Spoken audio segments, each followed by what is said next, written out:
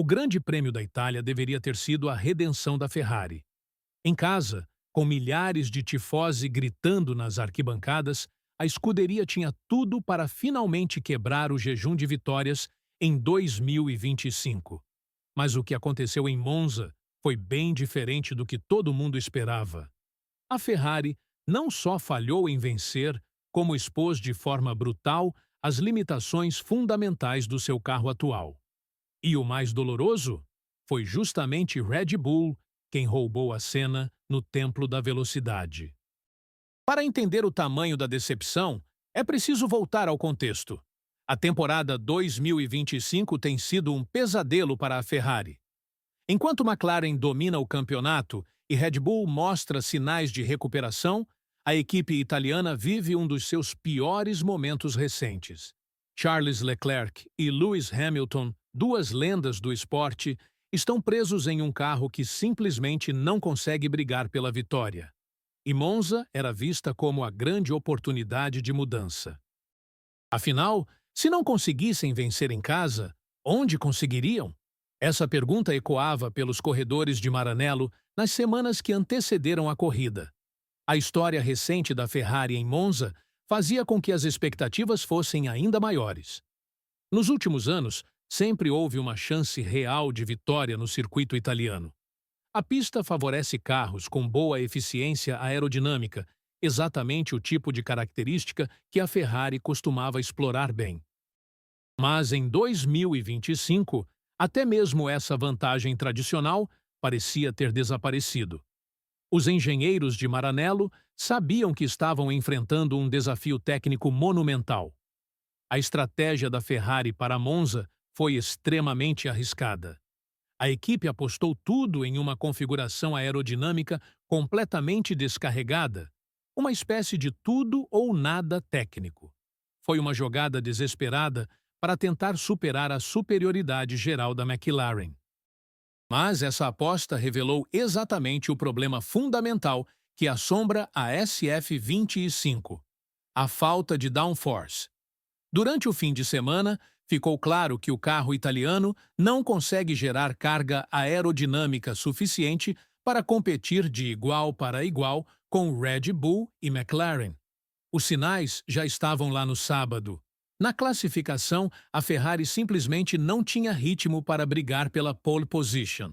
Leclerc e Hamilton fizeram o máximo que podiam, mas o carro não respondia. E no domingo, sem a ajuda dos pneus macios novos que mascaravam as deficiências do carro, as limitações ficaram ainda mais evidentes.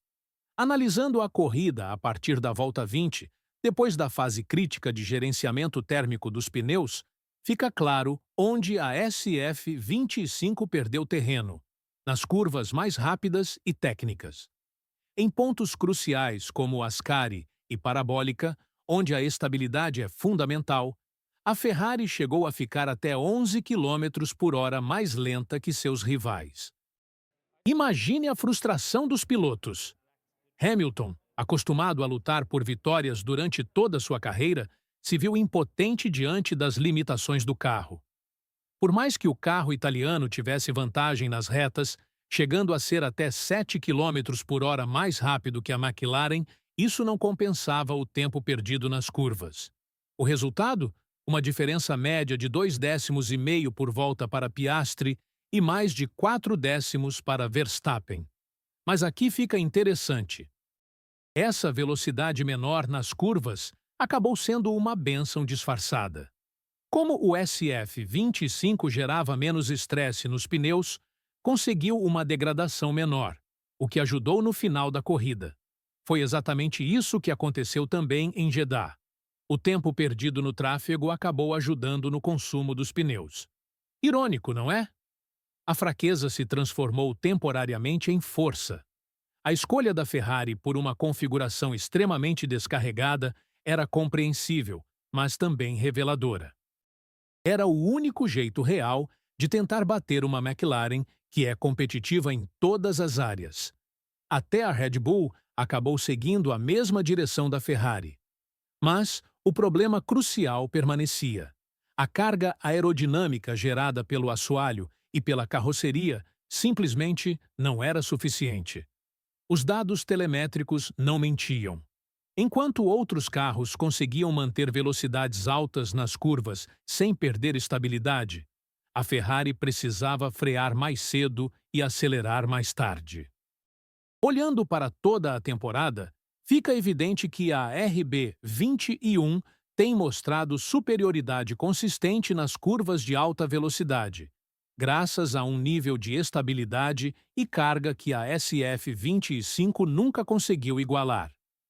É algo que os pilotos têm relatado constantemente. Em Monza, essa limitação se tornou ainda mais evidente e prejudicial.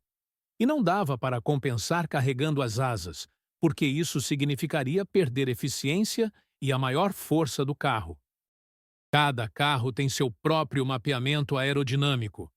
A McLaren tende a ser mais eficiente com as asas carregadas, enquanto para a Red Bull é o contrário. Havia expectativas legítimas de que a menor carga traseira da Ferrari gerasse mais deslizamento e, consequentemente, maior degradação dos pneus. Na realidade, o baixo consumo registrado amenizou muito o problema, neutralizando uma das forças da McLaren, o comportamento traseiro. Foi um efeito colateral inesperado que nivelou o desempenho, mas que não foi suficiente para mudar o resultado final. Esse cenário permitiu que os rivais atacassem sem medo, especialmente na fase inicial, mostrando toda a superioridade da sua carga aerodinâmica. Max Verstappen, em particular, demonstrou como um carro bem equilibrado pode fazer toda a diferença.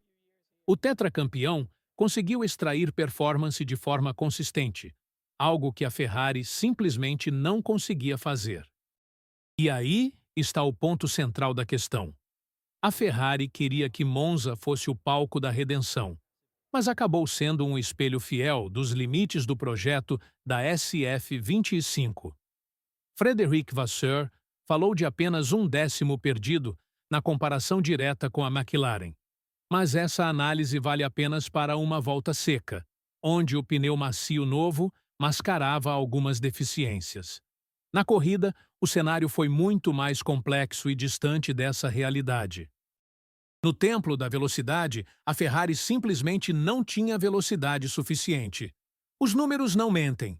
Quando a pista esfriou e as condições se estabilizaram, a diferença de performance ficou ainda mais evidente.